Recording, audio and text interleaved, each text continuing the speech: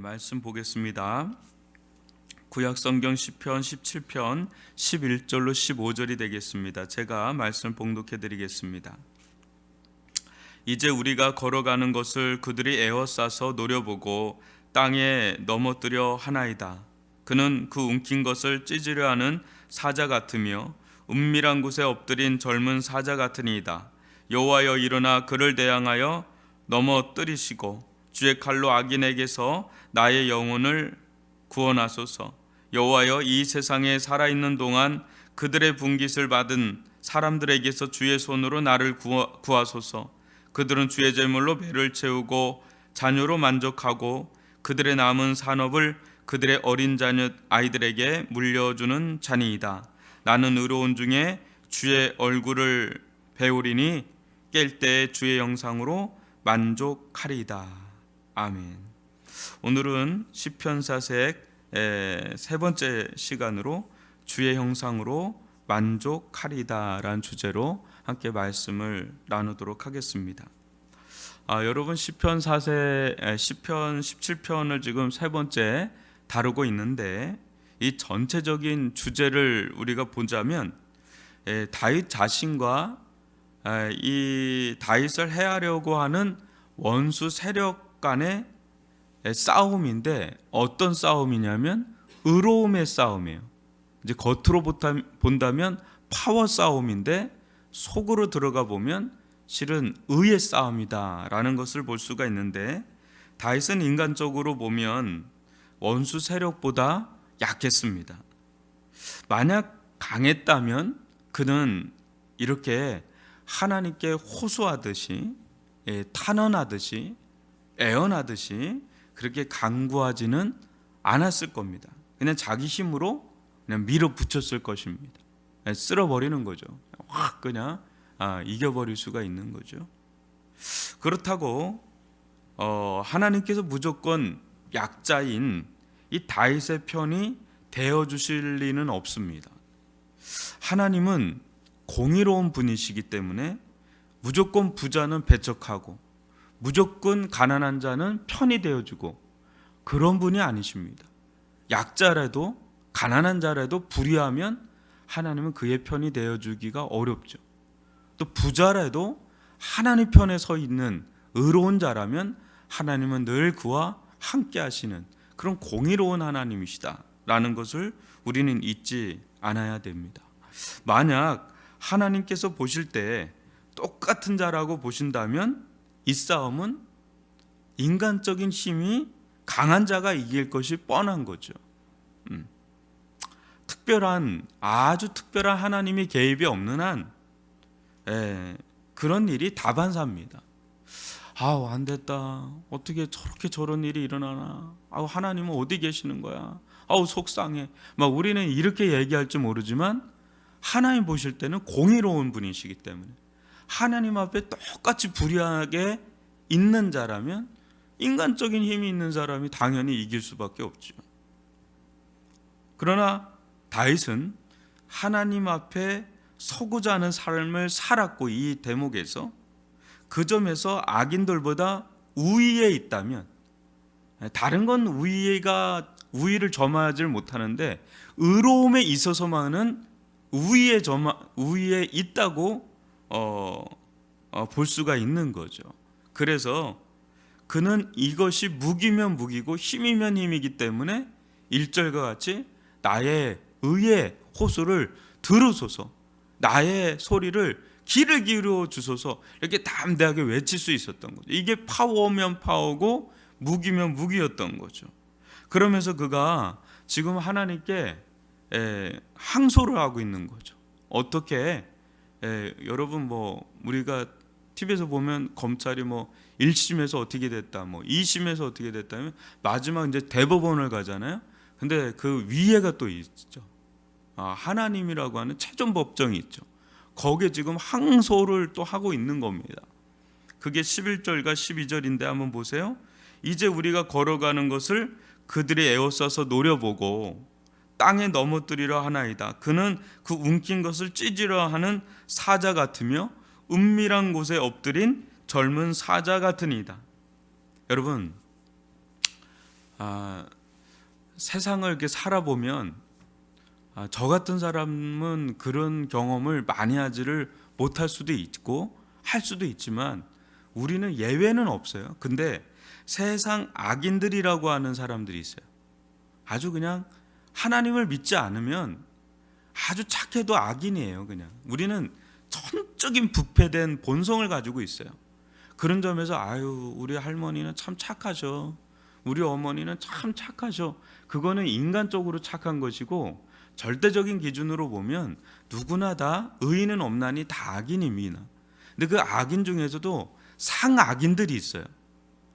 세상의 어떤 악인들, 아주 사탄과 동일한 속성을 가지고 있는 이들이 유별나게 있단 말이죠. 그래서 이들은 의롭게 걸어가는 자들이나 세상의 약자들을 향해서 늘 노려봅니다. 그래서 에어싸려고 하고 노려봐요. 노려본다는 건 그냥 쓱 지나치듯이 보는 게 아니라 계속 한 곳을 집중해서 보는 겁니다. 왜 집중해서 보냐? 이유가 있는 거죠. 그래서 넘어뜨리려고 하는 거예요. 넘어뜨리려고 하고 어느 때는요 피도 눈물도 없어요. 거기서 어마어마한 매정함을 느끼는 겁니다. 세상의 차가움을 우리는 잘 몰라요. 있을 때는 뭐가 딱 있을 때는 모르지만 어느 때에 이 세상에 아주 피도 눈물도 없다는 아주 매정함을 경험할 때가 있는데 한마디로 너 죽고 나 살자는 식의 어떤 세상을 경험할 때가 있어요. 거기서 더 나가요. 어느 정도로 나가는지 아십니까? 아예 씨를 말리려고까지 해요. 우리가 볼 때는 이제 저 정도면 되지 않았나? 이제 좀 저 정도면 되잖아. 저러다 사람 죽는데.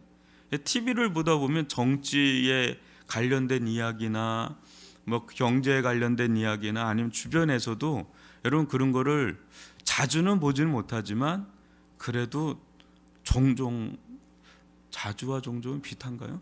이게 덜어봅니다. 아주 씨를 말리려고 하는 식으로 밀고 가는 걸 볼 수가 있어요. 그래서 그 움킨 것을 젊은 사자같이 완전 찢어버리는 막 그런 상황을 우리가 보면서 세상에 아주 무정함과 매정함을 보는 거죠. 근데 아주 은밀해요. 여러분 은밀할수록 굉장히 포악한 겁니다. 그러니까 몰라요. 자기가 이렇게 당하고 있는지를 몰라요. 그럴 정도로 은밀하게 이렇게 준비를 해서 완전히 이 씨를 말리려고 하는 그런 일들이 일어나죠. 그래서요, 이런 경우는 뭐 많이 겪지는 못하고 아마 여러분들 저도 그렇고 여기 계신 분들이나 이렇게 많이 이렇게 겪은 적이 거의 없을 겁니다. 그러나 의외로 많다는 거 여러분 또 아실 거예요. 그러면서 만신창이가 돼서 마지못해 이 세상을 살아가는 이들이 한둘이 아닙니다. 이런 속에서 세상에서 성공했다고 하는 이들 중에 이런 길로 올라간 이들이 의외로 많습니다. 그러니까 세상에 어떤 정점에 서 있는 자들이 있어요. 그런 사람들을 이렇게 겉으로 보면 역사는 승자의 역사잖아요. 그 미화가 돼 있어요. 되게 이렇게 포장이 돼 있는 거예요. 그러면 이미지화 돼 있잖아요. 그죠? 이미지화 돼 있어요. 그래서 저는 가끔 이제 깜짝 놀랍니다. 이렇게 어떤 대기업인데 그 직원들이 막 죽어나가고 그러는데 이게 광고를 보면 아주 따뜻한 광고들이 나와요. 그 회사 광고를 보면 너무 가족에 대한 그 이미지 그리고 아주 따뜻한 어떤 온화하고 따뜻한 이미지의 광고가 되면 그 기업에 너무 좋게 보이는 거예요. 그게 다 이미지 이제 메이킹이잖아요. 근데 그 뒤에 보면 수많은 그 직원들이나 이런 사람들에 대한 어마어마한 여전히 개선되지 않은 그런 일들이 또 고발되는 걸 보면 막 충격을 받는 거예요. 이게 뭐가 맞는 거지? 뭐가 진실이지? 막 이런 거를 우리는 봐왔지 않습니까? 지금이야 역사를 여러분 이제는 막 이렇게 진실 규명을 할 때가 있지만 예전에는 승자, 히스토리잖아요. 허스토리가 아니라 히스토리, 승자의 역사예요. 역사. 예. 그렇기 때문에 진짜 야사가 정사일 수가 있고 정사가 야사일 수가 있을 정도로 그렇게 역사는 누군가가 기술했느냐에 따라서 완전 달라지는 거예요. 정권이 누구냐에 따라서 역사는 다르게 표현되기 마련이거든요. 지금 이제 진실규명을 이제 과거사를 자꾸 드러내잖아요. 그러면서 아 이랬었구나. 이게 진짜의 역사였구나. 그러면서 깜짝깜짝 놀라면서 아 여태까지 내가 잘못 바라본 게 있네. 뭐 이런 것들을 여러분들은 지금 좀 볼 거예요. 그래서 동물의 세계를 보면 살벌하잖아요. 이렇게 그죠? 이렇게 살벌한 동물의 세계가 있지 않습니까? 근데 동물의 세계를 유심하게 보면요, 그건 기가 막힌 자연의 메커니즘이 있어요. 근데 그 메커니즘을 깰 수 있는 유일한 존재가 있어요. 그 인간이에요. 여러분 늑대를 풀어놓지 않으면 엄청난 자연의 파괴가 일어난대요. 근데 무슨 그 미국의 엘버스턴인가 어떤 대살림이 있지 않습니까?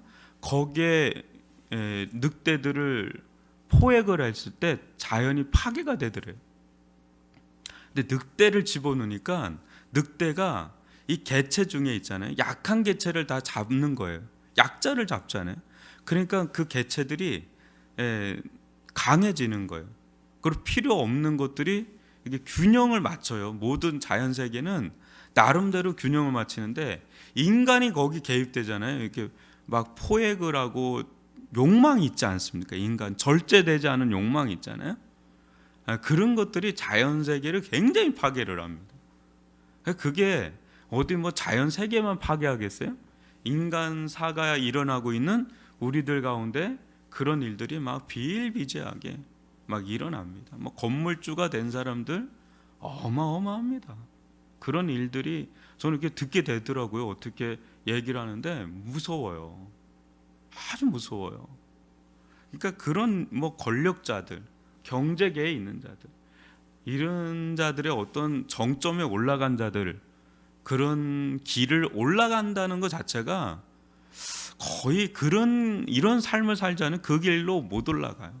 그러니까 그렇게 올라간 뒤에는 수많은 사람들의 피 흘림이 있다라는 것을 다윗은 아주 거기에 노출되어 있었던 사람이기 때문에 이를 너무 잘 알아요. 하나님의 은혜가 아니었으면 그도 그 정점에 올라가지 못했죠. 근데 그도 또한 정점에 올라갔을 때 또 그 짓을 해요. 그게 참 아이러니한 겁니다. 인간의 이 심성 자체가 본성 자체가 얼마나 악한지를 보여주는 대목인데 그때 지금은 이제 약자기 때문에 그때 그가 할 수 있는 일이란 뭡니까?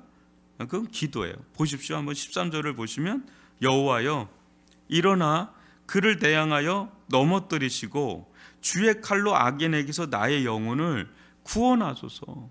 이거밖에 그는 할 수가 없어요. 여호와여 일어나소서. 여호와여 일어나소서. 나는 아무 힘이 없습니다. 그를 대항하여 넘어뜨리시고 주의 칼로 악인에게서 나의 영혼을 구원하소서. 이거 탄원하는 것밖에 그가 할 수 있는 일이란 아무것도 없는 거예요. 근데 이게 가장 파워가 있는 거예요. 그러면서 그러면서 또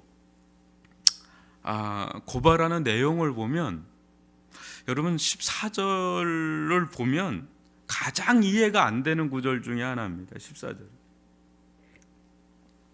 한번 제가 읽어볼게요. 여호와여 이 세상이 살아있는 동안 그들의 분깃을 받은 사람들에게서 주의 손으로 나를 구하소서. 그들은 주의 제물로 배를 채우고 자녀로 만족하고 그들의 남은 산업을 그들의 어린 아이들에게 물려주는 자녀이다. 이게 악인들에 대한 묘사예요. 악인들의 삶이라는 것이 인간적으로 보면 얼마나 축복받은 삶인지 몰라요. 이렇게 축복받은 자들이 없어요. 다윗의 눈으로 보기에 이들은 일단은 분깃을 많이 받은 자들입니다. 이 분깃이라고 한다는 것은 부가 될 수가 있어요. 이 부의 권세, 또 어떤 힘 그 자체예요. 권세, 권력, 그게 될 수가 있어요. 이제 우리나라 이제 오늘날로 보면 경제 영역이나 정치 영역 뭐 이런 영역이라고 볼 수가 있어요. 이거는 세상을 살아갈 때 굉장히 유용하게 쓸 수 있는 카드입니다. 즉 힘입니다. 그야말로 이게 주어지면 그렇게 힘이 있어요. 그리고 이게 주어지면 어디든 들어가고 어디든 그만큼의 그 용량을 쓸 수가 있어요. 내가 부가 이 정도다. 그 이 정도의 이제 파워를 나타낼 수가 있고, 내가 또 이 정도다. 그거에 따라서 이제 부의 뭐 어떤 부의 파워, 이 건세, 힘의 어떤 파워가 있어요. 자리의 파워가 있단 말이죠. 그 힘으로 지금 이제 다윗을 괴롭히고 심지어는 죽이려고까지 이제 하는 겁니다. 하나님의 힘의 개입이 아니고서는 그들의 손에서 벗어날 수가 없는 이 세상의 시스템이 그렇게 형성되어 있기 때문에 아주 막강한 힘의 행사가 다윗을 조여오는 거죠. 숨통을 조여오는 거죠. 또한 보십시오. 악인들이라 하는 자들이 오히려 뭘로 배를 채운다 그래요? 누구의 제물로? 주의 제물로 배를 채운다. 이게 이제는 굉장히 당황스럽게 만드는 장면이에요. 이제 이 악인들인데, 자기를 해하려고 하는 자들인데 주의 제물로 배를 채우고 있는 거예요. 우리는 생각하잖아요.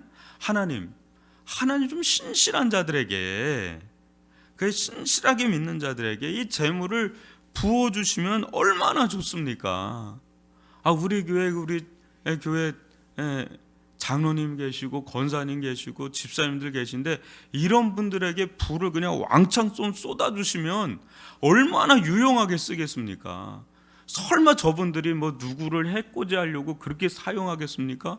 저분들에게 왕창 쏟아주시면 주님께 쓰임받게 하고 막 이렇게, 물론 이제 자기로 쓰겠지만, 그죠? 하겠지만 이렇게 쓰지 않겠습니까? 우리는 그런 생각할 때가 많을 거예요. 근데 거의 그런 일은 없습니다.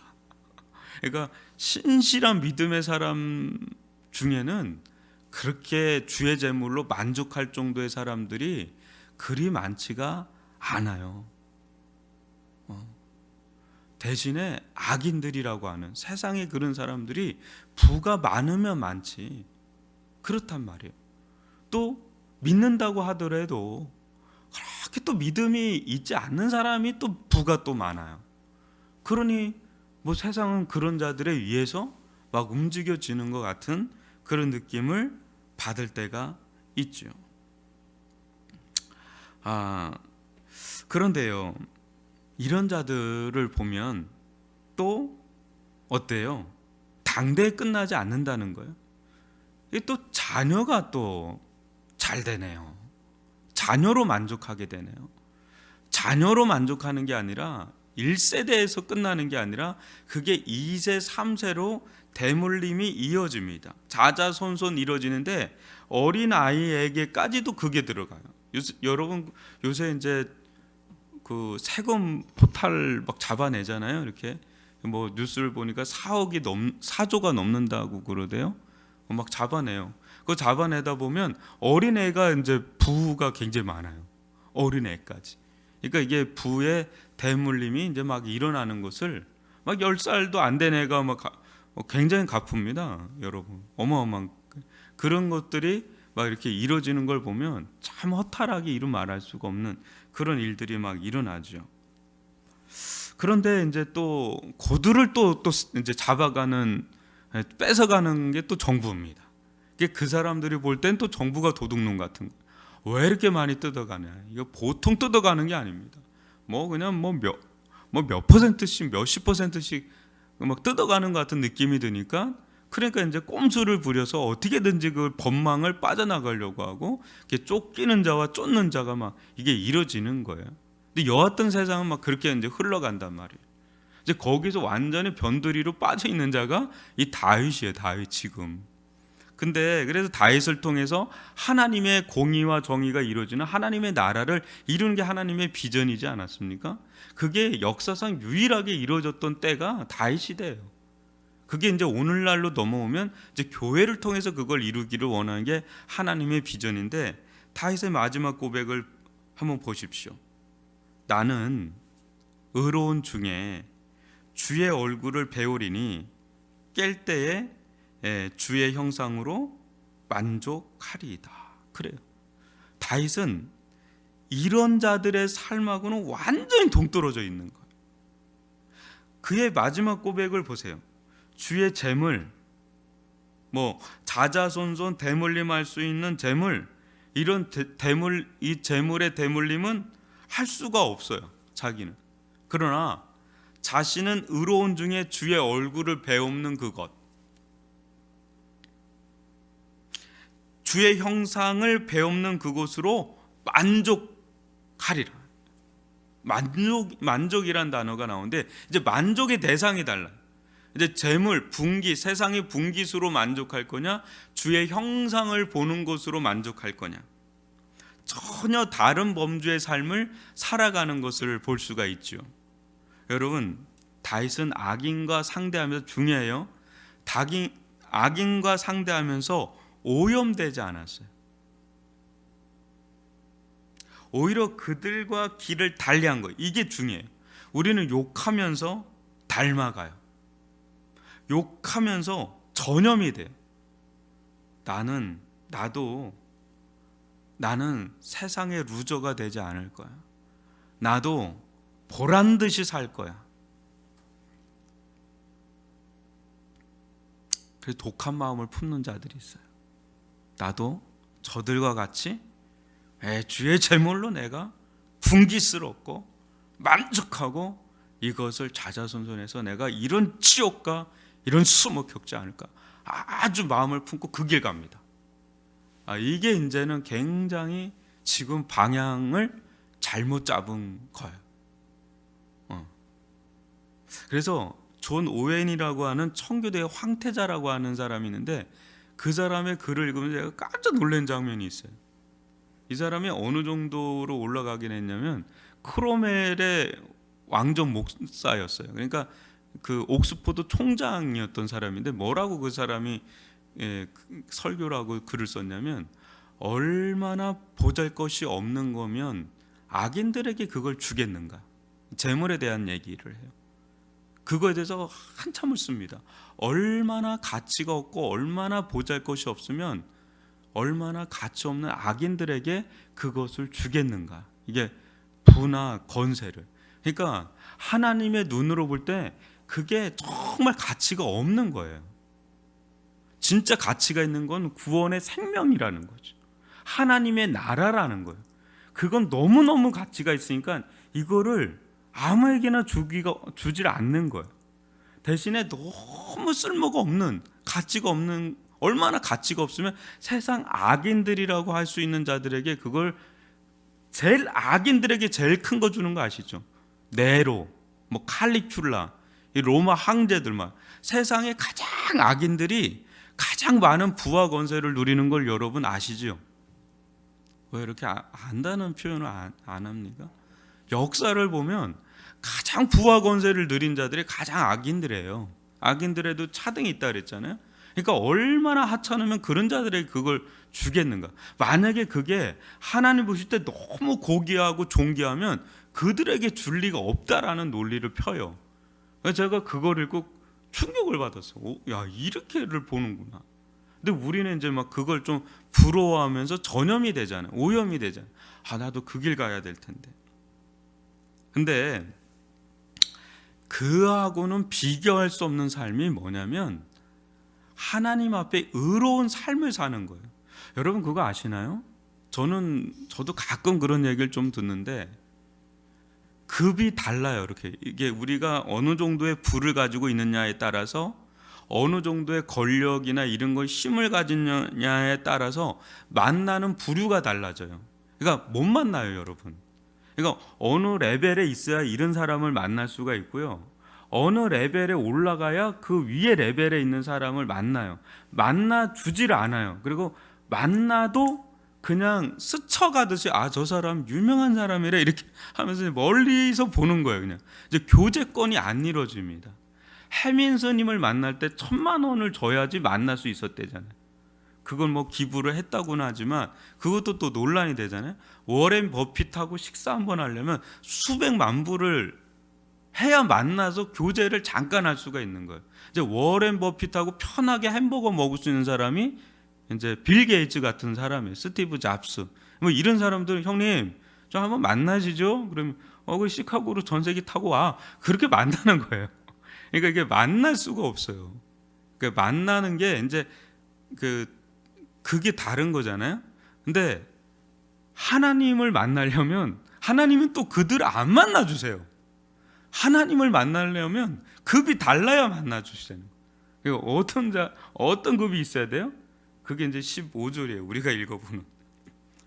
나는 의로운 중에 주의 얼굴을 배우리니 깰 때 주의 형상으로 만족하리이다. 그러니까 부가 있다고 하나님이 만나 주시지 않는다니까요. 권세가 있다고 권력이 있다고 하나님 만나 주시지 않는다는 거예요. 예수님의 피로 적신바되지 않으면 하나님을 만날 수가 없어요. 주의 형상으로 만족할 수가 없어요. 주의 형상을 주의 얼굴을 아예 뵐 수가 없어요. 그들 가운데 완전 그게 가려지는 거예요. 이제 이게 전혀 다른 삶을 얘기를 하는 겁니다. 여러분들은 어떤 길을 가고 싶습니까? 만족을 하는데 어떤 길에서 만족하고 싶으세요? 지금 다윗은 주의 형상으로 만족하리라 그래요. 주의 얼굴을 배우리니, 주의 얼굴을 배운다는 것은 주님과 생명의 교제가 실질적으로 이루어지는 거예요. 생명의 교통이 막 이루어지는 거예요. 그때 자기가 영적인 자각이 일어나는 거예요. 영적으로 깨어나는 거예요. 그러면서 주의 형상으로 나는 만족이라는 건 행복의 단어예요. 만족이 돼야 돼. 그럼 만족해야 행복한 거예요. 근데 다윗은 지금 그 고백을 하는데 여러분들은 어떤 길을 가고 계십니까? 여러분들은 누구를 배우고 싶습니까? 이렇게 얘기를 하면 우리들은 고백을 해요. 목사님, 둘 다요. 둘 다요. 하나님도 뵙고 부도 뵙고 부의 얼굴도 보고 싶고 하나님의 얼굴도 뵙고 싶고요. 근데 여러분, 팀 켈러가 이제 얘기를 하는데 지금은 우상의 시대라고 그래요. 수많은 우상이 껴있는 한 절대 하나님을 겸하여 볼 수가 없어요. 근데 질서가 잡히면 볼 수 있어요. 하나님의 얼굴을 분명히 보는 가운데서 이제 불을 또 힘을 사용할 줄 알면 그때는 또 다른 거예요. 이게 질서가 잡히면. 근데 그런 질서가 잡히기까지는 많은 연단과 훈련이 필요해요. 우리는 재성이 많지 않습니까? 여러분, 주의 얼굴을 보는 데서 우리의 영혼이 깨어나는 것을 최우선으로 삼고 거기서 주의 형상으로 만족하는 영성을 가지기 시작할 때 세상의 모든 바라보는 것들의 질서가 이제는 보이는 거예요. 그때 우리는 정말 참된 길을 갈 수 있는 그런 정말 깨어있는 영성을 가질 수가 있는 겁니다. 그러기 전까지는 그 길을 가는 것은 위험한 길이 될 수가 있어요. 오히려 다윗처럼 이렇게 연단받고 훈련받는 게 이게 복이에요. 여러분, 급이 달라요. 하나님을 만날 수 있는 급이 있고 세상 부의 얼굴을 만날 수 있는 급이 달라요. 근데 이쪽의 부는 이미 제가 볼 때는 맛볼 대로 맛보셨잖아요. 저는 그런 걸 못 봤지만 뭐 맛봐도 그게 다 그거 별거 아니네요. 백화점 가도 VVIP가 올라갔는데 가봤는데 가서 한다는 얘기 들어보니까 뭐 그것도 별거 아닙니다. 요새 무슨 막장 드라마 펜트하우스인가요? 그거 보면 뭐 별 그런 것들이 아주 끝판왕을 이렇게 보여주는데 그 참 신기하죠. 믿지 않는 작가인데 제가 볼 때는 결론은 인과응보일 거예요. 결국은 악인들은 이제 패하고 이제 그 선하게 살려고 하는 사람 뭐 이기는 이걸로 아마 해피엔딩으로 이제 뭐 보통 또 끝나겠죠. 그 인간의 마음 가운데는 그 의에 대한 사모가 있는 겁니다. 아무리 악인들이라고 하더라도. 그래서 우리가 이 15절 나는 의로운 중 이게 17편의 마지막입니다. 나는 의로운 중에 주의 얼굴을 배우리니 깰 때에 주의 형상으로 만족하게 하여 주옵소서. 이런 은혜를 누릴 수 있는 저의 여러분이 되기를 주의 이름으로 축원합니다.